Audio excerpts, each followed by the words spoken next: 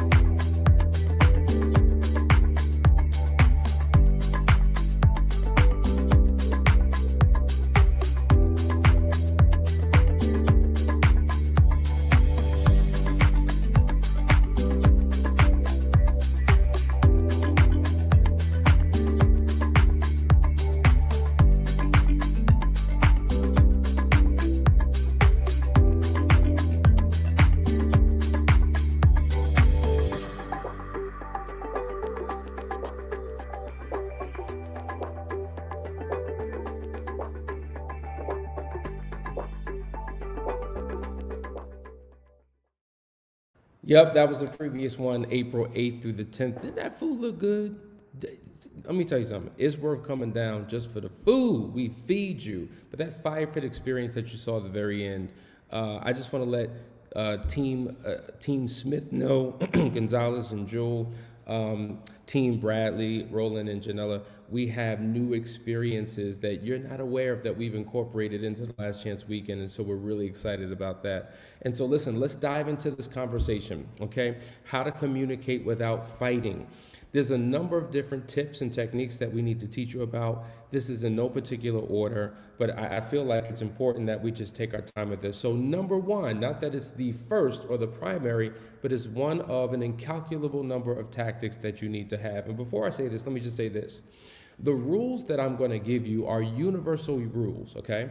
Rules that anyone could apply to their relationship. But the fact of the matter is, my relational dynamic with Danielle is completely different than your relational dynamic with your spouse.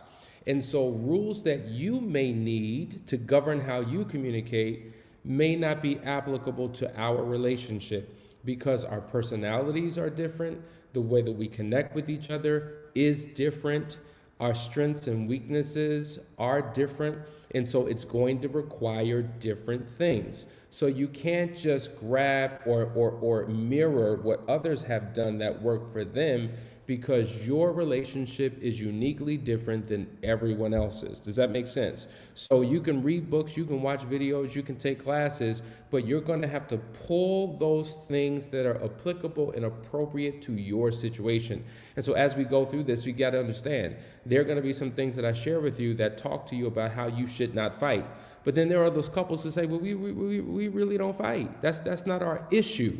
So if that doesn't apply to you, something else that we may unpack will. So bear with us as we go through this. Number one, tackle one issue at a time. I can't tell you how critically important this is, simply because people have a tendency to want to, what we call, kitchen sink their partner. You know, you threw everything at me but the kitchen sink. It implies that rather than dealing with this single solitary issue, you want to bring in 25 different things that we have no time to really give attention to. There's no focused attention. As you remember, focus is an acronym, which means to follow one course until successful. And there's no way that we can successfully resolve anything if you threw 25 different things at me. And so it speaks to the agenda in this conversation. Is this agenda to be right? Is this agenda to prove your point? Is this your agenda to flood and to vomit and to just get something off your chest? Or is this agenda to find resolution and a solution to an existing conflict that we may have had for some time? And so the only way we can do it is to deal with one issue at a time. And when dealing with that issue, we've got to be able to deal with it long enough until we experience breakthrough in that issue. Once again, focus to follow one course until successful. So we know that Rome wasn't built in a day. It just wasn't. Maybe we can't resolve this issue in one sitting, in one conversation, in one day. Maybe we need to chew on it a little bit.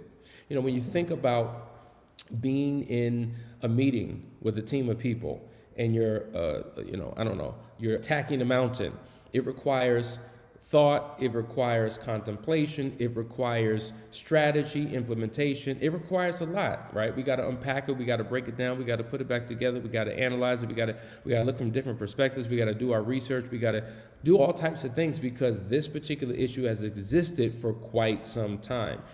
And so for you to think that one conversation alone will be enough, it may not be. But what I'm saying is, whatever that thing is, focus on that one thing until you find resolution. All right? Hope that makes sense. Let's go to the next thing.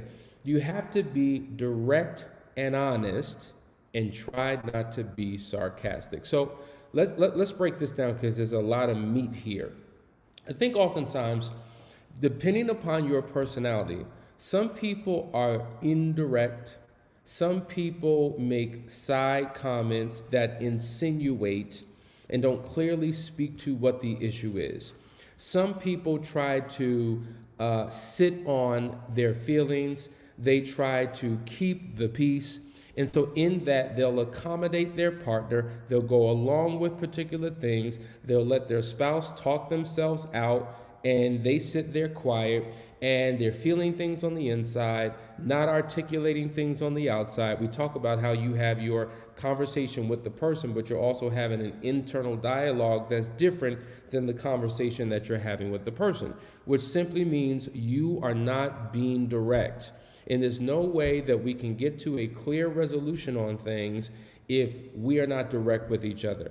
Attached to that is just being honest. Okay? And being honest, to be honest with you, is not enough. You've also got to couple that with no longer lying. Because I could be honest about this, but I lie about that. Meaning I omit the truth, I give a false impression, I give you pieces and fragments and tricklings of the truth, but I don't truly share what's really going on in my heart and mind. And so I'm left with an impression that is different than what the reality is, because you weren't open and honest about your thoughts and feelings on this particular situation. And so while I think we have a resolution, a couple weeks down the line, here this problem pops up again because you just couldn't be honest. And so oftentimes people don't like being honest. They don't like telling the truth because there's some type of fear that's involved, some type of thing that they're trying to avoid, and they just want to keep the peace. But those things can be self-sabotaging. Those things could be the very thing that keep you trapped in the pit of your pain and keep you in a space of having issues that are unresolved.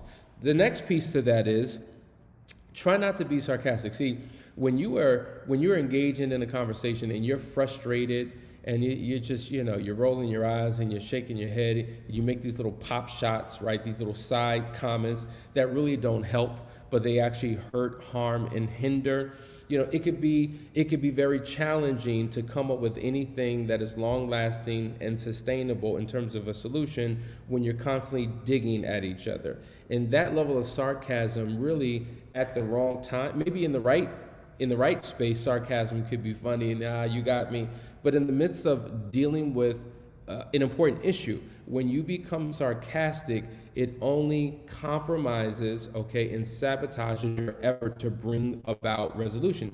So this is why it requires you checking yourself, right? And you got to check yourself and check in with each other as you're engaging in this conversation to make sure that everything is on the up and up and you're approaching this in a very mature way. Sometimes we can become very emotionally immature when it comes to these type of conversations, and it becomes less about the issue at hand and more about our approach, our disposition, our attitude, and our way. Guys, we're talking about communication. Communication is critically important in your relationship. So listen, we have a whole lot of other techniques on the other side of this break, but stay right there. We'll be right back.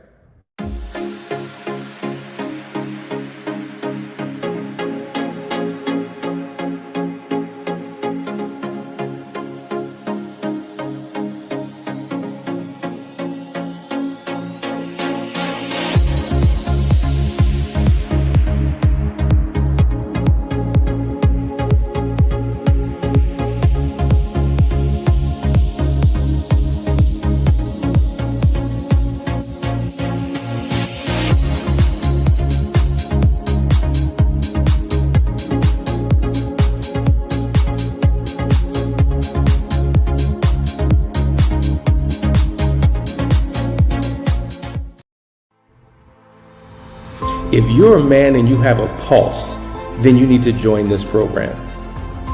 You're a husband, you're a father, you're a leader. You have the weight of the world on your shoulders. You have to be everything for everyone, but do you know who and how to be for you? You're still in search of your own significance.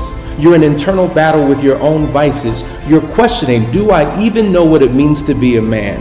I know I'm supposed to be there for others, but what about me? The fact is, you need a model.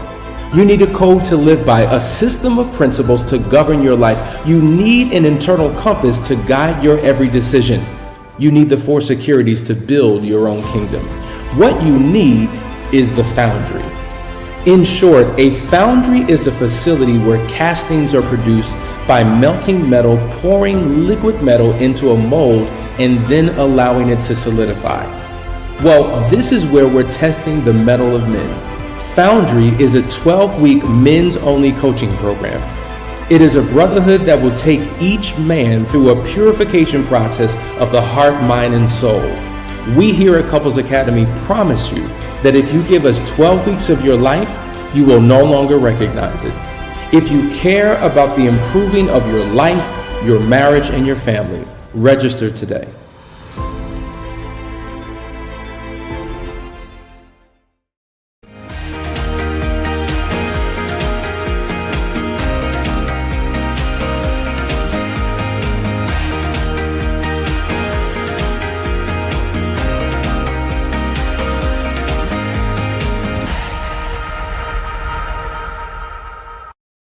Hey guys, we're back. You're watching the Couples Academy show. We're talking about how to communicate without fighting with your spouse.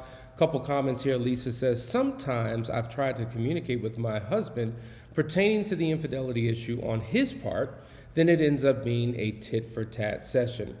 You're right. Oftentimes that's what happens in relationships. It's just like, all right, fine. You want to bring that up? Well, what about this? And so the reason why you naturally kind of transition into that space, I would imagine you don't have ground rules. You haven't sat down with your spouse to clearly establish what you need to do. One of the things, all of you who are in the Moving Forward program, you know that your homework this week is to have a work day where you talk about what you're talking about, how to create rules of engagement. Like let's take a pause, let's take a break on trying to discuss any issue. The number one focus should be creating ground rules first, and then once we have those ground rules, then we can begin to tackle issues to bring about resolution. All right, another comment from D. Every time we have a discussion that my wife doesn't like, she tells me that she doesn't feel comfortable talking to me without our marriage counselor. I don't understand why. Well, not knowing the situation, not knowing the dynamic, we can look at it a few different ways.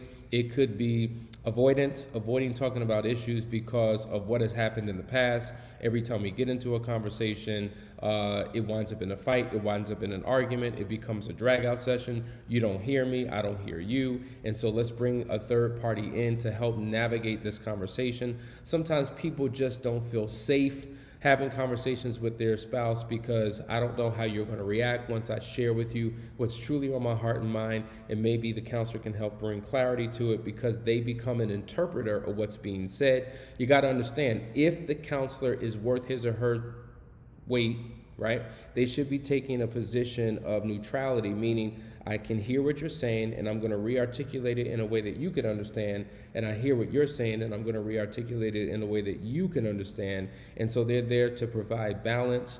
They're not fighting for your first name, they're fighting for your last name, which is your marriage, right? And so yes, a counselor can be good, but at the same time, because I just had this conversation with someone last night, you don't want to solely rely on your counselor. Your counselor can't be your hit, your fix, your go-to, the one that you lean on to resolve all issues, because it is the counselor's job to equip you and empower you to be able to have conversations on your own. If the only time you talk is when a counselor is present, then you've become so dependent and so reliant upon someone else that you'll never be able to function effectively on your own. And who can live life in a counseling office? You can't. And so the purpose is learn what you need to know in that session and take that learning, take those principles, take those techniques, take the homework assignment into your everyday life. And when you check in with your counselor, it should be, listen, we implemented what you shared and it actually worked. We're doing the work. The counselor can't be the end all to be all for your marriage in terms of how you communicate. So I think there's a journey that you two need to take together, implementing things that are ultimately going to work.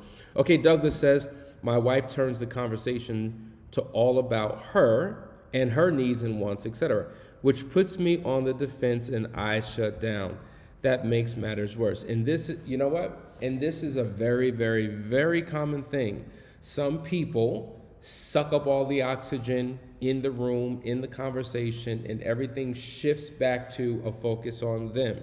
And once again, this could either be conscious or an unconscious thing, which can sabotage what you're trying to do in that conversation. Now, interestingly enough, some of you admit, yeah, I need to work on that. I need to work on my sarcasm. Yeah, I do interrupt your cut off.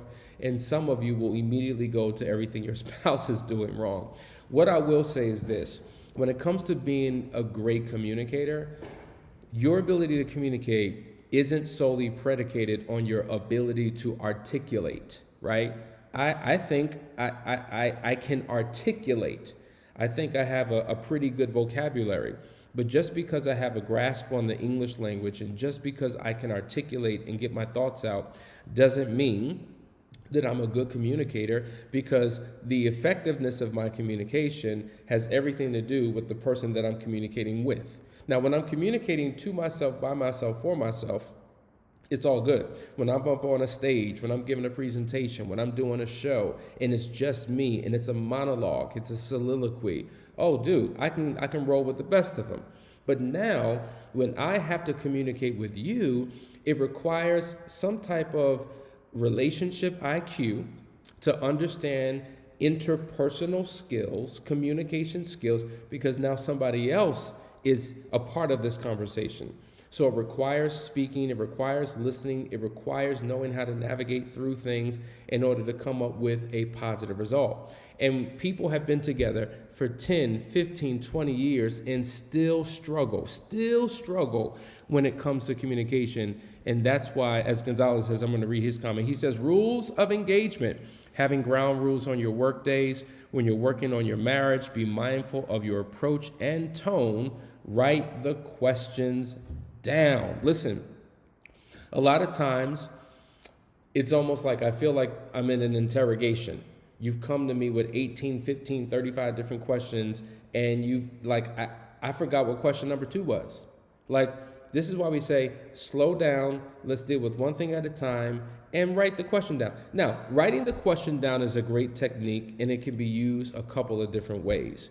If I know that there's a question, let's just say it's about the affair, let's just say it's a situation dealing with the kids, a financial matter, whatever the case may be, that requires true reflection and insight and thought, there are some people who are not trying to avoid the conversation. They're just reflective and they're process-minded. And it takes them a moment to kind of think through what's being asked. So sometimes presenting the question ahead of time could be a very good thing because it gives them time to think. It gives the conversation room to breathe in their mind. So when they show up to the conversation, they have a level of insight and they're not sitting there like a deaf mute and you're the only one talking and now you're frustrated because they won't say anything. And so this is why it's important to understand who your partner is and what makes them tick so that the conversations can go well. So that's a great point, Gonzalez. Douglas says we use different words but are saying the same thing, which leads to an argument. We use different words but are saying the same thing. Yeah. And oftentimes one of the biggest problems is that we're not really hearing each other. We're not really hearing each other. Somebody else said in here, or it's one of the points, that when you're listening, matter of fact, let me go to it right quick because I think it's relevant. Yeah, I can't find it. But the whole point was sometimes when you're listening, you have to suspend your agenda, okay? You have to suspend your agenda and hold off on trying to create your response and take the time to actually listen to what's being said. Even though you're not interrupting and cutting a person off, you're actually interrupting them in your mind because you're already building up a case, you're already forming a response, and you're waiting to jump in. Like you ever played, if you're a girl, you ever played double dutch, right? And somebody's jumping on that rope and you're looking to jump in. And oftentimes that's how we approach conversations. We're so antsy and so ready to jump in and dive in. And we're not truly hearing the true heart of what's being said. We haven't taken a comprehensive approach to understanding what's being articulated. And so this is why it becomes very tit for tat and we get nowhere because we're not following the rules. Cool the Lover says, Hassani, I hear you. I hear you all say to focus on yourself when there are problems in the marriage. What if you are the best you can be? Christ-like even, and your spouse is truly not matching your efforts. So you're saying that there's no room for growth on your part because you're the best you can be? You know what? I don't know about that. I don't know if we reach our fullest potential until we're dead. I don't think we know what our fullest potential is. I think we only use 10% of our brains. I think we only use a certain percentage of our potentiality. I think that in your process of personal growth and development, there is a higher pitch that you can go. And so whatever you're operating in, there's got to be the next in the new. You've gotten I remember a mentor saying to me, Hassani, you've gotten as far as your wisdom will allow you to go. And now you need to tap into the wisdom and expertise of other people to go to a next level. Because at the end of the day, you don't know what you don't know. That's why I love it when Albert Einstein said that imagination is more important than knowledge, because you're limited by what you know. Your imagination is not predicated upon knowledge and facts and details. It is an expansion beyond, right? And so what I'm ultimately saying is you haven't reached your highest potential. But if your ultimate point is, what if I'm here and my spouse is here and you're saying just focus on me? Well, at the end of the day, you want to become a model that your spouse mirrors. And if you're on a higher level in that relationship, then maybe you are taking the lead in showing up in these conversations and in these relationships, leading by example, right? Less about you need to such and such, and when you get yourself, no, lead by example, right? Create the atmosphere. We talk about thermostats versus thermometers. A thermometer is one that can measure what the temperature is. A thermostat is one that can create the temperature. And so in your relationship, you want to be like that thermostat. Create the temperature, create the atmosphere, right, that you want for that household and for that relationship, and allow her to grow and thrive within it. So once again, you're still focusing on yourself. It doesn't mean that you can't give insight, you can't give example, you can't speak into issues concerning your partner, but it means that the only thing that you really can be responsible for is you, because you can't fix your spouse, you can't change your spouse. You can inspire them through who you are and how you show up, but you can't fix them, if that makes sense. We have another comment. My husband gave me an STD and he's with the affair partner. How can I keep calm? Well, that's a completely different topic for another show. So, we're talking about communication today. I'm reading these questions in real time. But what I would suggest you do is seek counseling. Reach out to us. Matter of fact, why don't you set up a discovery call? We could talk more about that so I can guide you through a process of what to do, because that's one of the consequences of what happens when an affair occurs. Sometimes there's a child, sometimes there's an STD or other consequences associated with an affair. So reach out to us and we would love to talk to you about that. Ben, what's going on, Ben? Speaking straight truth. The truth can come out in a safe space, but if you exact truth, then explode, you ain't safe. Then if you expect truth, okay, I'm sorry, I'm reading this wrong. It's all about how the truth is delivered, right?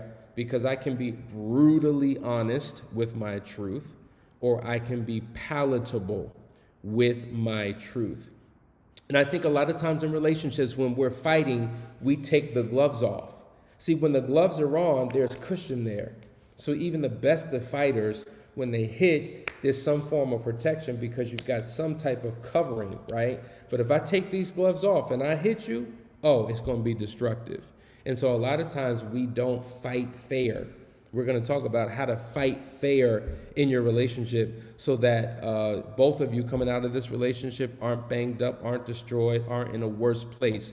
If you go into a conversation and fighting together through an issue, you should come out better than when you went into that particular conversation. I loved hearing it. In our Moving Forward group last night, one of the couples said, we had to remind ourselves that, my spouse is not my nemesis.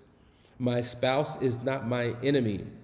We are on the same team. So why am I fighting you? We should be fighting these outside forces that are getting in the way, these circumstances, these situations. You know, even our fight, according to Scripture, is not with flesh and blood, but against principalities and rulers of darkness in high places. There are things in the invisible world beyond what you can actually see that is allowing a spirit of strife and contention, in disagreement and conflict to enter into your home. And if we don't safeguard our home, if we don't change and shift the environment and the atmosphere, we will always wind up in this negative place. Another comment, that's a word from me. I received that. Thanks, Asani. I can only fix me. And that is the show enough truth. All right. What do you do when your truthful response is not accepted by your spouse and they say you're lying? Woo! The response doesn't fit into what they want to hear. Now that's a reality, guys. This happens probably more than you could imagine. And so once again, this is where sometimes it takes somebody else, because it's just like, you know what, you don't hear me. I'm telling you what it is. You don't believe me no matter what I say. I'm lying about this. I'm lying about that.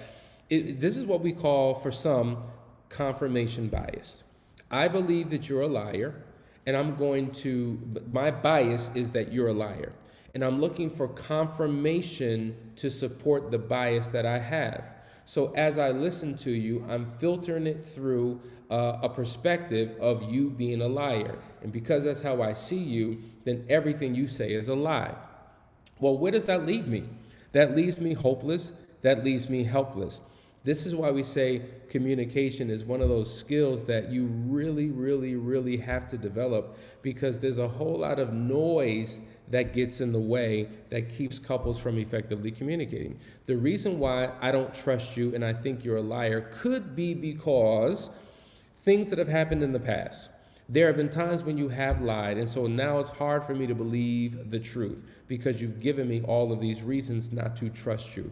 Maybe there is within me a personality struggle and challenge that I have where I just don't trust. I'm just a skeptical person. I got one eye open on you. I'm always side-eyeing people because there's something within me that doesn't allow me to trust. Maybe it's a combination of the two. Maybe there's a past offense that has nothing to do with you. And now I'm punishing you for what's happened to me in my past. There's so many different ways that we could look at this. And so this is why we say the key to your marital restoration is your personal transformation. And as I deal with my own internal issues, it impacts, in a positive way, how I show up to a conversation.